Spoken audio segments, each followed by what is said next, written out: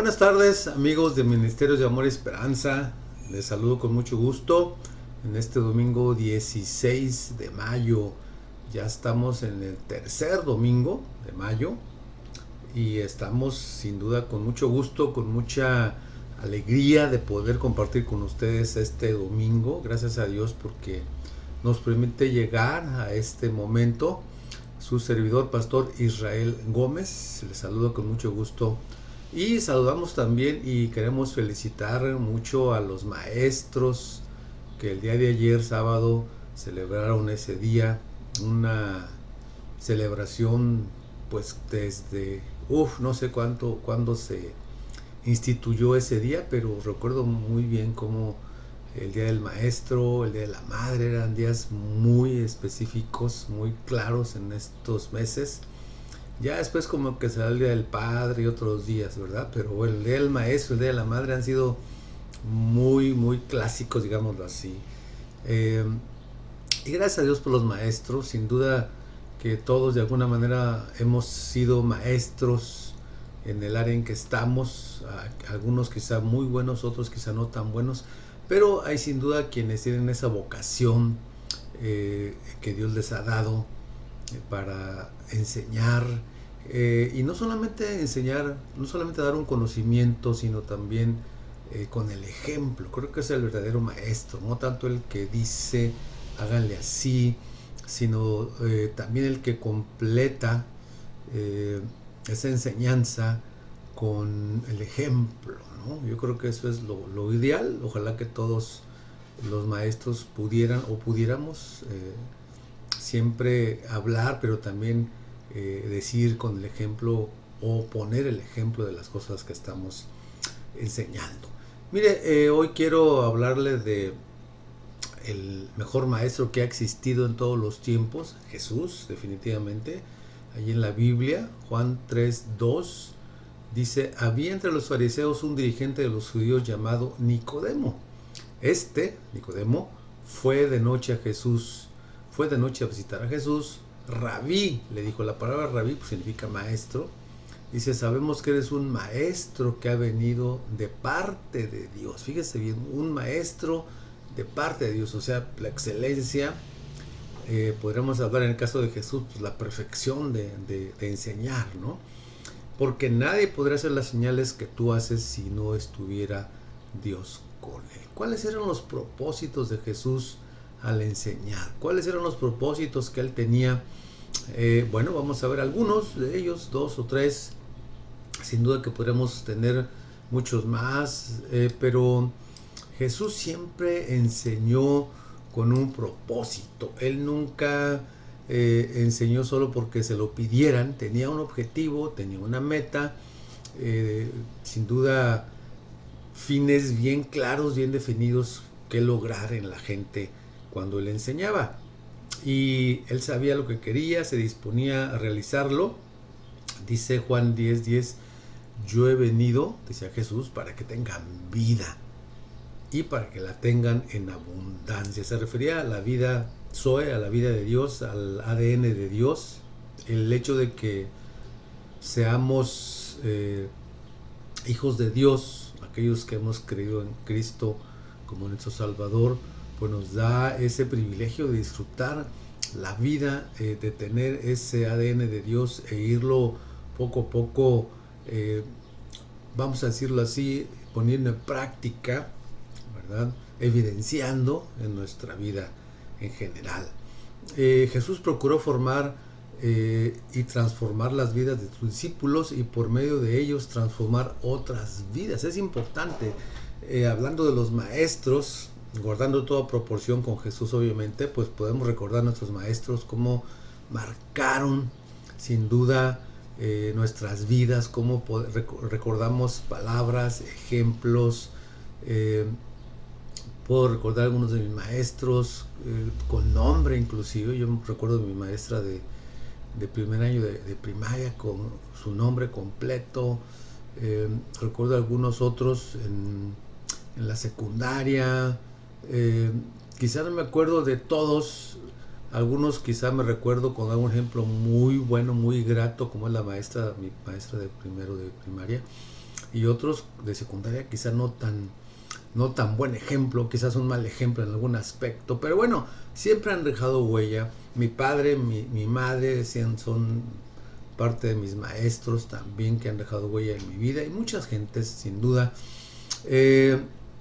Me refiero a esto, lo que decíamos aquí, por medio de los discípulos Jesús transforma a sus discípulos para que ellos transformen también a otros y se vaya regenerando la sociedad. Dirá usted, pues qué iluso, pastor, qué iluso, ¿cómo que se va a regenerar la sociedad? Y es cierto, la Biblia misma dice que el mal va a ir aumentando, pero obviamente hay muchísima población en el mundo, pero nos toca la responsabilidad de ir regenerando, transformando a través de Cristo, obviamente, a la gente que está alrededor primero, nuestra casa, lo que se llama nuestro oikos, o sea, el círculo de influencia. Todos tenemos un círculo de influencia que empieza con la casa, empieza con los vecinos, con los parientes, con los compañeros de la escuela, compañeros de trabajo, compañeros también de afición, digamos, que nos gusta el fútbol, que nos gusta jugar aquí, nos gusta ir a hacer esto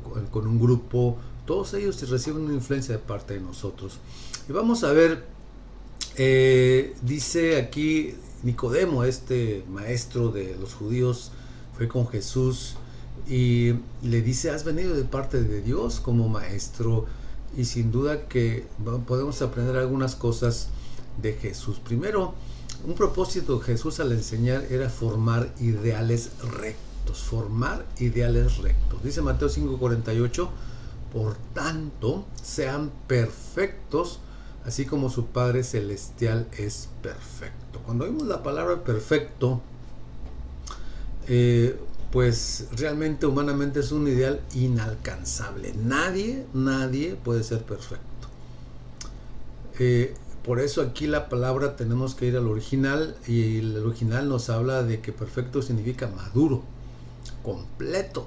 Ser maduros, ser completos.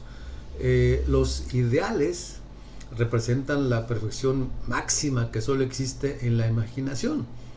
Y esos, o sea, los ideales nos ayudan en la formación del carácter. La gente dejará de hacer algo o hará algo en base a sus ideales.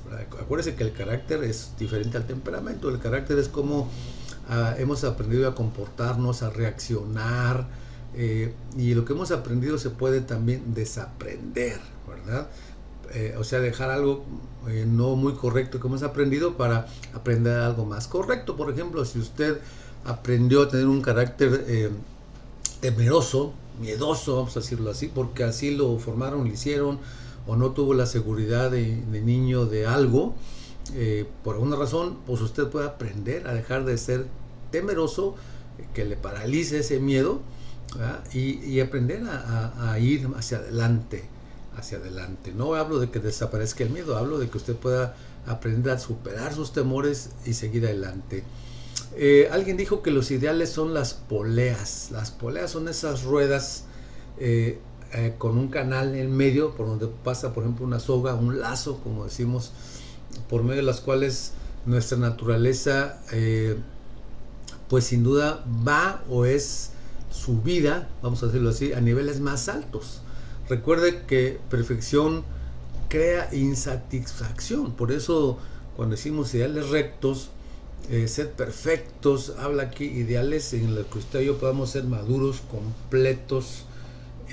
Cuando buscamos la perfección así, sin saber realmente qué estamos haciendo, nos vamos a frustrar, nos vamos a sentir insatisfechos, constantemente vamos a estar molestos porque la gente no nos da, como decía mi papá, no da el kilo, ¿verdad? O sea, le falta, pues a todos nos falta, a usted, a mí, a cualquiera. Por eso tenemos que recordar la diferencia entre perfección y lo que sería también la excelencia. La perfección no nos da margen de error, por eso sufrimos tanto con las relaciones interpersonales, en los matrimonios, con los papás, con los hijos, con los que nos rodean en el trabajo, en la escuela. Esperamos perfección, pero usted y yo podemos dar también perfección. Debemos buscar la excelencia, la madurez, la capacidad de poder dominar, hacer las cosas e ir hacia adelante. Por ejemplo, la perfección nos demanda un 100%, Así, si no, no hay perfección. Si es 99.9, no es perfecto. Pero la excelencia nos demanda un porcentaje, sin duda, no el 100, pónganle que digamos el 80, el 90, dependiendo de qué tanta práctica vaya teniendo usted o vayamos teniendo, ¿verdad? Un día usted dice, ay, híjole, pues no me salió perfecto, pero hice lo mejor que pude. Bueno, a lo mejor llegó al 80 y dice, la próxima vez lo voy a hacer mejor. Llega al 82, tal vez al 83, y ahí va. Esa es la excelencia. La excelencia da margen de error y usted sigue adelante. La perfección no da margen de error. Jesús procuró formar ideales rectos. La gente acudía a Jesús porque Él la alimentaba con las verdades de su corazón, que era un corazón hambriento, el de los que lo buscaban, anhelaban esa enseñanza, ese alimento espiritual. Pero Jesús iba más allá de la mente, porque transformaba lo que decía, hacía que la gente transformara su vida, fuera distinto, hiciera algunas cosas, corrigiera algunas cosas en su vida. ¿Cuál es el máximo ideal en la vida de usted? ¿Qué es lo que su corazón anhela ser? Bueno, déjeme decirle que todos los máximos anhelos, todos nuestros máximos ideales los puede cumplir Jesús en su voluntad. Insisto, es lento, es despacio, es un proceso, todo crecimiento lleva proceso. Imagínense que pasáramos en un día de, vamos a decir, de niños a jóvenes.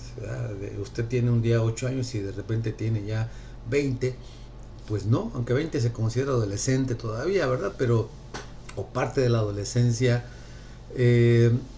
Mire, dice en Mateo 6:33, más bien busquen primeramente el reino de Dios y su justicia, y todas estas cosas les serán añadidas. Jesús no es un idealista más, no es alguien que nos presenta sueños, digamos, guajiros. No, pues eso es imposible. Simplemente en Él, ¿verdad?, podemos cumplir nuestros objetivos, nuestros ideales. No solamente un buen deseo, no solamente es una ilusión, sino, dice la Biblia, y lo leí, buscar las cosas de Dios y los demás será añadido. Podemos tener nuestros ideales, podemos lograr lo que queremos. Dice, por tanto, pongan toda su atención en el reino de los cielos y en hacer lo que es justo, y recibirán todas estas cosas. Habla sin duda del aspecto principalmente de las cosas materiales, de las cosas que tenemos aquí en la tierra, pero también con Jesús podemos obtener sin duda esos anhelos que tanto nos cuestan en cuanto a tiempo.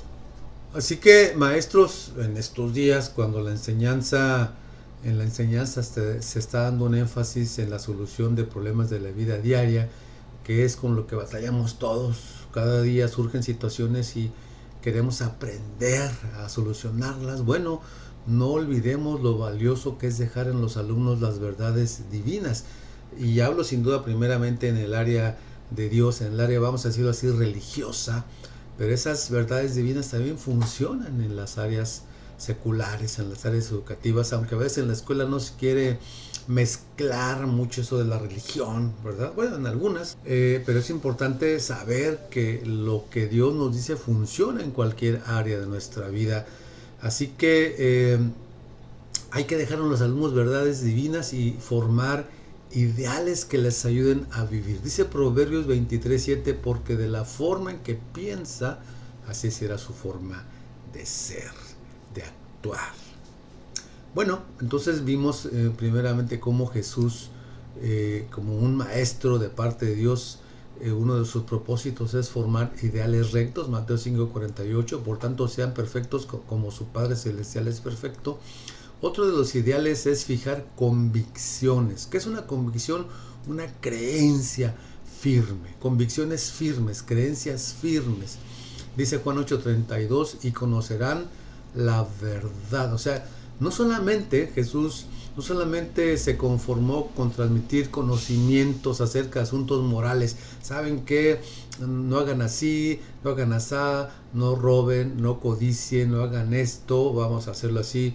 No solamente ese conocimiento moral o espiritual, no solamente era el dar información para vencer los impulsos pecaminosos del hombre y de la sociedad en general. Jesús fue más allá, porque sabe usted que mucho podemos saber de que el exceso de las cosas es malo, o de que, por ejemplo, una de las áreas en las que generalmente tenemos bastantes problemas, la mayoría, es en el área del sexual, ¿verdad? Podemos saber muchas cosas que no están correctas, pero no solamente saberlas, sino practicar el no hacerlas, ¿verdad? Podemos saber males de la perversión del sexo, los perjuicios del mucho alcohol, los peligros de los juegos al azar, cuánta gente se queda por allí sin propiedades por andar apostando, los peligros de la avaricia. Podemos saber mucho de que eso no está bien, pero podemos entregarnos a eso, a cualquiera de esas situaciones que nos van a llevar más tarde que temprano a problemas. Mire, muchos de los grandes hombres, y aún no de los grandes, tampoco de los grandes, algunos no tan grandes, pero muchos de ellos fueron hombres y pensadores de la historia de la humanidad, han sido víctimas de vicios distintos que los han llevado a la ruina. Todos conocemos algunos maestros, tal vez, o la historia de algunos hombres también que eran excelentes en su área, excelentes pensadores, excelentes músicos, excelentes pintores, excelentes profesionistas, para no mencionar a algunos o etiquetar a algunos, y eran personas con alguna adicción, con algún vicio que al final los hizo, los venció, vamos a decirlo así. Algunos murieron en medio de sus vicios, de sus situaciones, y sabían muchas cosas. Entonces no solo saber, por eso Jesús dice, no nada más es que sepas, no nada más es de que lo tengas aquí, es de que tú creas, que tú lo creas, ¿verdad? Que esto o aquello no debe hacerse, o debe hacerse de tal o cual manera. Así que el conocimiento no basta, se debe vivir la palabra de Dios, practicar la palabra. No es solamente información, sino es formación, es formar. O sea, muchos maestros informan a sus alumnos, pero no los forman. Tenemos muchísimos alumnos en diferentes épocas en las cuales pues van a la escuela, pero pues a la hora de querer poner en práctica, no saben, no se acuerdan, porque hubo información, e inclusive a lo mejor sacaron un 10 en la materia tal, pero no fueron formados, o sea, no les fue, no hicieron suyos esos conocimientos. Aunque yo sé que hay clases que, como luego nos preguntamos, ¿esta clase en qué me va a ayudar si yo nunca voy a ser tal o cual profesionista? No, bueno, pero a veces nuestra educación ha adolecido de algunas cosas, pero hay otras que aún en las que sabemos bien que nos van a ayudar, como las sumas, las restas, las divisiones, la multiplicación, pues a veces ni siquiera eso sabemos bien. No me diga usted, o no me dejará mentir, con que hay ahora muchísimas faltas de ortografía. La gente escribe con falta de ortografía tremendas. Dices, oye, esto es hasta visualmente es agresivo, una falta de ortografía, ¿no? Pero fue precisamente por eso, porque pues informé, pero no formé. Entonces en las iglesias estamos igual, ¿verdad? Tenemos mucha información, muchas clases, muchas materias, y la gente quiere seguir aprendiendo. ¿Y qué sigue? Pues ahora sigue sectas, ahora sigue tal materia, ahora sigue que historia de esto, ahora sigue, sí, la gente está estudiando 10, 15, 20 años, eternamente está informándose o llenándose de conocimientos, de información, pero no está formándose en muchas ocasiones. Así que el conocimiento no basta, se debe vivir, practicar la palabra. La palabra conocer en la Biblia dice conocerán la verdad. Juan 8:32 habla de esa relación o ese contacto íntimo, cercano, ¿verdad? Estar cerca. Entonces cuando Jesús dice conocerán la verdad y la verdad los hará libres, o sea, quiere decir, cuando más íntimamente estés cerca de Jesús, conocerán la verdad, o sea, la verdad es Jesús, y la verdad te hará libre. Jesús revelado en la palabra, en la Biblia, y la verdad, o sea, Jesús te hará libre. ¿Libre de qué? De tu pecado, porque el que peca es esclavo del pecado, ¿verdad? Pues el esclavo pues no puede decir que no. Si eres esclavo, a todo vas a decir que sí, ¿verdad? Entonces, aún el cristiano, sin duda que puede pecar. Lo que tenemos que cuidar es esa condenación, esa culpa que a veces se crea en nosotros o tenemos, y el diablo se aprovecha para culparnos. Somos justificados. No quiere decir que no peque, sino que la culpa debe estar fuera de nosotros. Simplemente recordar que somos justificados por Dios, pedir perdón y seguir adelante con una actitud correcta. Así que mientras más convencidos estemos de lo que creemos, o sea, con convicción, pues, no simplemente informados, no solamente enseñados así por encimita, sino yo estoy convencido. Pablo decía, el apóstol Pablo, yo sé a quién he creído y es poderoso, decía, para salvarme. Así que es importante recordar, mientras más convencidos estemos de lo que creemos, más podremos vivir de acuerdo con ello y será fácil decir no a aquellas cosas que sabemos que no nos convienen en nuestra vida espiritual y en general. Maestros, así que maestros, aparte de felicitarles nuevamente, recordad que nuestra enseñanza debe lograr resultados. Los alumnos deben salir de nuestras clases con una profunda convicción de hacer algo práctico en cuanto a lo que ha aprendido. Por eso es importante, no solamente, recuerdo esto, no solamente la información, sino formar.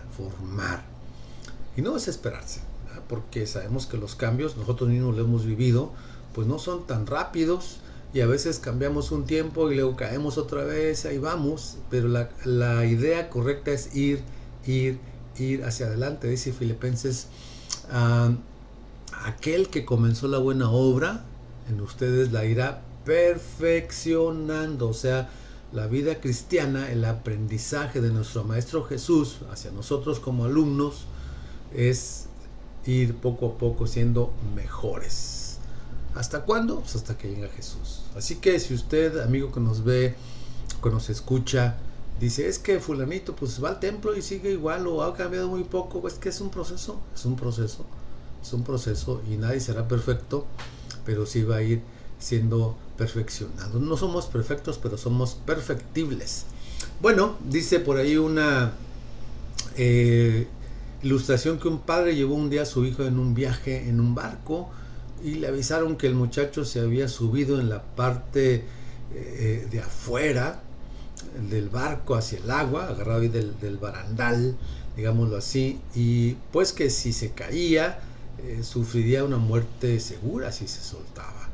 Y el papá dijo, sí, yo sé que está en riesgo, pero le aseguro que no se va a soltar,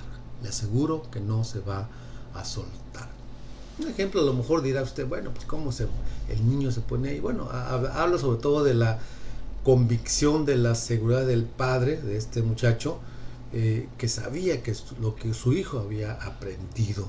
Así que debemos fortalecer a nuestros alumnos en su interior con el objeto de que estén capacitados para vivir una vida buena en un mal ambiente. Más ahora y más cada día, sabe que todos sin duda sabemos cómo está la situación en todo nuestro país y en el mundo entero en cuanto a situaciones no correctas, y debemos seguir marcando esa pauta a nuestros hijos, a nuestros alumnos, a la gente que nos rodea, para que podamos seguir adelante en medio de todo lo que esté pasando. No solo es saber, en este caso la palabra de Dios, es creerla, es vivirla, es más que una religión.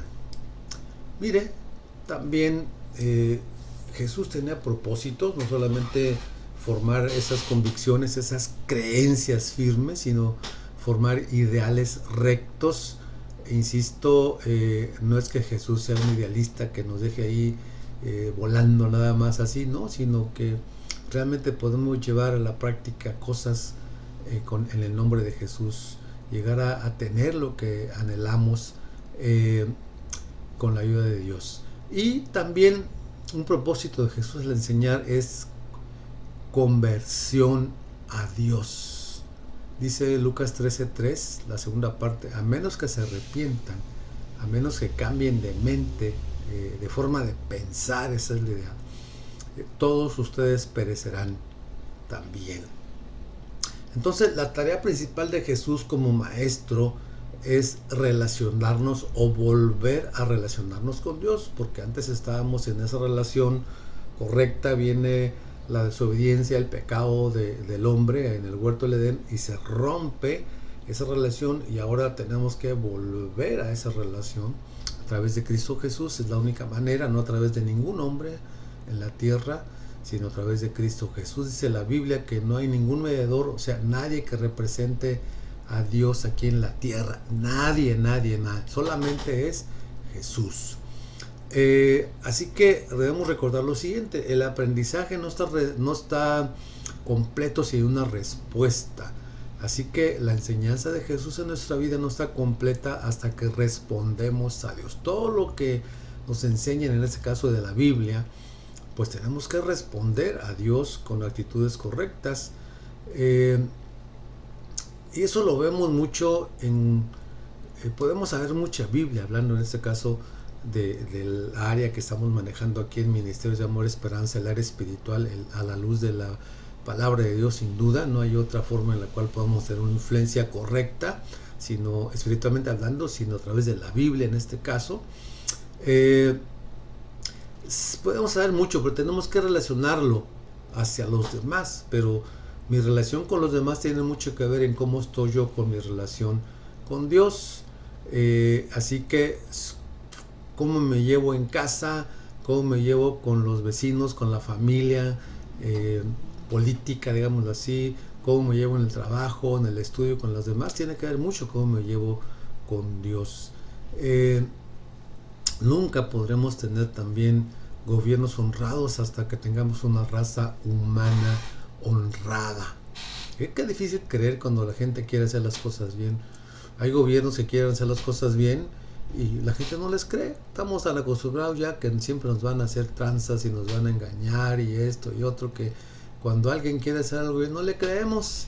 Pero ahí más que nada pues es ya la convicción del que esté gobernando. Recuerde que la Biblia dice que los que nos gobiernan son puestos por Dios. Finalmente le darán cuentas a Dios, y nadie mejor que Dios para saber si alguien está haciendo las cosas bien o no. Nos toca, como dice la Biblia, pues orar por esos gobernantes. La rectitud vendrá solamente cuando la gente se convierta a Dios. Mínimo que tenga temor de Dios. A los gobernantes les da pavor a veces mencionar a Dios. No a todos. Yo admiro a nuestra alcaldesa, por ejemplo, aquí en Reynosa, que ella no tiene ningún problema en mencionar a Dios, en que necesitamos de Dios, en la creencia que ella tiene, respetando lo que ella cree en su religión, digámoslo así, pero es una persona temerosa de Dios, y eso se ve muy poco en las personas, porque la gente no quiere mezclar lo espiritual con la política en ese sentido al gobernar, pero solamente Dios hará realmente a gobernadores sabios, gobernadores o personas, pues, ¿verdad? Dirigentes políticos que de veras puedan saber qué hacer cuando se meten, cuando esperan, cuando son sensibles a Dios. El convertirnos a Dios es la base de todo progreso moral. Por eso Cristo dijo allá en Mateo 6:33, más bien busquen primeramente el reino de Dios y lo demás será añadido. Fíjese a Nicodemo, este hombre que leíamos al principio. Este hombre era un dirigente de los judíos, un maestro de los judíos, de la religión judía, digámoslo así, y tenía maestrías y podemos decir que doctorados y honoris causa, lo que haya sido en religión. Jesús le dijo, ¿sabes qué, Nicodemo? Quien no nazca de nuevo no puede ver el reino de Dios. Y Nicodemo le preguntó, no es el tema hoy, ¿verdad? Pero ¿cómo es eso? Allá Jesús le explica, pero Jesús primero procuró conseguir gente convertida, con pensamientos distintos, con mente distinta, el cambio de mente, la metanoia o metanoía, como se pronuncia para los conocedores del griego. Eso es lo que la conversión. Acuérdese usted, por ejemplo, en la primaria, bueno, yo recuerdo en la primera conversión, cuando estábamos marchando, cuando marchábamos ahí en los desfiles o la bandera, lo que sea, conversión a la derecha, entonces se convierte, dan vuelta a la derecha. Conversión a la izquierda, convertirse es dejar precisamente el camino donde voy y doy hacia la derecha o doy hacia la izquierda, hacia cambio. Entonces convertirme es, si yo voy hacia un lado, me convierto, cambio entonces mi mente y doy otro rumbo a los pensamientos que me llevan a acciones que en este caso, hablando de que no estamos convertidos a Dios, pues son acciones que muchas de las veces o la mayoría de las veces no agradan a Dios. Déjeme termino con esto. De la conversión a Dios vienen pues nuevos motivos, nuevos intereses, nuevas actividades. Termino con esta ilustración. Dice así: estaba golpeado y marcado, y el vendedor de la tienda de antigüedades pensó que por su escaso valor no tenía sentido perder demasiado tiempo con ese viejo violín. Pero lo levantó con una sonrisa y dijo a los asistentes: ¿cuánto dan por este viejo violín, señores?, gritó el vendedor. ¿Quién empezará a apostar por él? $1, por ahí alguien dijo. $1. Después alguien dijo, $2. ¿Solo 2?, preguntó el vendedor. $2. ¿Quién da $3? $3 a la una, $3 a las 2, $3 a las... Y antes de que dijera las 3 o las últimas palabras para venderlo, desde el fondo de la sala o del salón donde estaban en esa venta, un hombre ya anciano se adelantó, recoge el violín, el arco, y empieza, lo limpia el violín del polvo, lo afina, estira las cuerdas, toca una melodía pura y dulce como un coro de ángeles. Toca una melodía hermosa y después deja el violín donde estaba, y el vendedor con una voz silenciosa y baja dijo: ¿cuánto me dan por el viejo violín? Y lo levantó otra vez con el arco para tocarlo. $1,000, dijo allá atrás un hombre. ¿Cómo? $1,000. ¿Quién da más? $2,000, dijo otra persona por ahí. 2,000. ¿Quién da más? $3,000, dijo por ahí otra persona. $3,000 a la una, $3,000 a las 2, $3,000 a las 3. Vendido, dijo. Y la gente aplaudía, pero algunos gritaron: oigan, no entendemos bien, ¿qué cambió su valor? ¿Qué cambió el valor de violín de $2 o $3 a $3,000? Y el vendedor dijo: la mano del maestro, la mano del que tocó el violín. Así es la vida, amigo, así es la vida del hombre, a veces sin propósito para vivir, la vida desafinada, golpeada, polvosa, vamos a decirlo así, marcada por la desobediencia, por el pecado, como el viejo violín, se remata barata a la multitud. Hay expresiones como un plato de lentejas, una copa de vino, un juego, y sigue el viaje. Es de muy poco valor la vida muchas veces a nuestros ojos o a los ojos de los demás, pero llega el Maestro, llega Jesús y le da sentido a la vida del hombre, la cambia, le da propósito, le da valor, un valor incalculable, pues da su vida por ella, y la gente no llega a entender generalmente por qué cambia de valor la vida de alguien. ¿Por qué ahora antes era una persona por la cual no daba usted un quinto y desde que conoce de Dios ha cambiado, ha subido su valor moral, digámoslo así, no solamente moral sino espiritual, porque no es aquí una clase de moral, es simplemente regresar a la esencia donde venimos, regresar a Dios, regresar a esa relación que tenemos con Dios y dar la vida plena nuevamente a nosotros. El cambio lo elabora la mano del maestro. Así que maestros, busquemos siempre que nuestros alumnos lleguen a conocer a Jesús, hablando de la vida en la iglesia principalmente. Jesús como su Salvador es el que va a cambiar, y si usted no conoce de Jesús, el que va a cambiar nuestra vida, si no conoce de Jesús, pues es el único que puede darle ese cambio que usted necesita. Hay que enseñar, claro, a los alumnos, hay que orar, hay que trabajar con el objeto de que el discípulo someta su vida a Dios en la primera oportunidad. Cada uno de nosotros tenemos que trabajar en los alumnos o asistentes al templo o a la célula. Debemos guiarlos como el hijo pródigo y entender lo siguiente: el hijo pródigo, cuando estaba ya en sus situaciones ya muy precarias, muy malas, dijo: tengo que volver a mi padre. Y esa es la idea. Cuando estamos muy lejos de Dios, pues nuestra vida estará completamente confusa, sin sentido, sin propósito. Quizá queramos hasta desaparecer, pero tenemos que recordar: tengo que volver a mi Padre Celestial. Y amigo, que nos escuchas, que nos ves, quizá tu vida está como ese viejo violín sin valor, golpeada, abandonada. Pues Dios te puede dar nueva razón para vivir, nuevos ideales que se transformen en convicciones y llegues a ser libre de la esclavitud, del pecado, y contar con la ayuda de Dios. Así que, maestros, amigos, en este caso nuevamente los maestros, felicidades.